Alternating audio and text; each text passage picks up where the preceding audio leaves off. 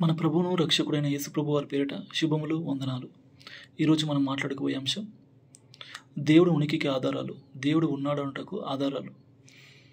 సృష్టిని మనం గమనించినట్లయితే ఖచ్చితంగా దాని వెనుక దేవుడు ఉన్నాడని మనకు అర్థమవుతుంది.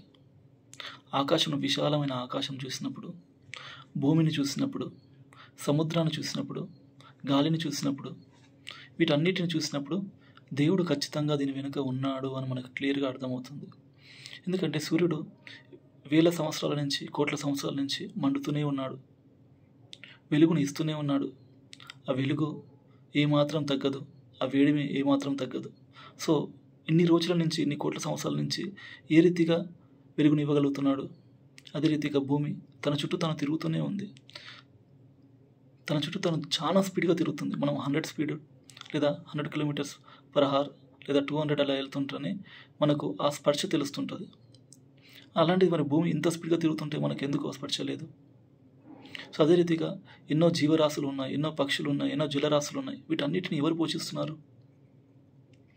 చెట్లు చూసినట్లయితే కోట్ల వెరైటీస్ ఆఫ్ చెట్లు ఉన్నాయి, కొన్ని క్రోర్స్ వెరైటీస్ ఉంటాయి. దాంట్లో ఒక్కదానికి ఒకటి ఏమాత్రం సిమిలర్ ఉండదు. ఒక బెరడుకి ఒక చెట్టు బెరడుకి ఇంకో చెట్టు బెరడు, ఆకు కానీ రూట్స్ కానీ అన్నీ డిఫరెంట్గా ఉంటుంటాయి. కొన్ని పండ్లు చూసినట్లయితే ఎలా సాధ్యమో అని మనకు అనిపిస్తుంటుంది. కొబ్బరి కాయలో చూసినట్లయితే కొబ్బరి కాయల లోపల నీరు ఉండడం ఏంటి?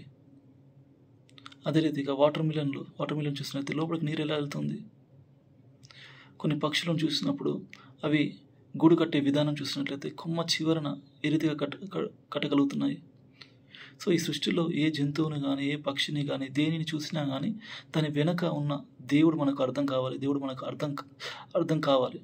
మనం ఇట్లా చూసినట్లయితే ఖచ్చితంగా సృష్టి వెనుక దేవుడు ఉన్నాడని మనకు క్లియర్గా అర్థమవుతుంది.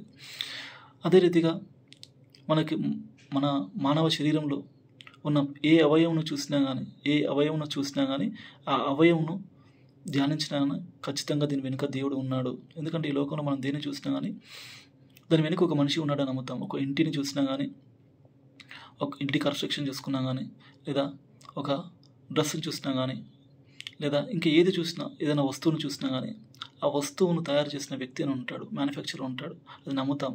సో సృష్టిలో కూడా ఎవరు లేకుండా ఆటోమేటిక్గా దానంతలో వచ్చింది అనడం మూర్ఖత్వం. సో దాని వెనుక ఖచ్చితంగా దేవుడు ఉన్నాడు. సృష్టిని ఆలోచించినట్లయితే బుద్ధి జ్ఞానం ఉన్న ప్రతి ఒక్కరు ఖచ్చితంగా దేవుడు ఉన్నాడని నమ్ముతారు. సో దేవుడు ఉన్నాడంటకి సృష్టిని చూస్తే చాలు అర్థమవుతుంది. Thank you.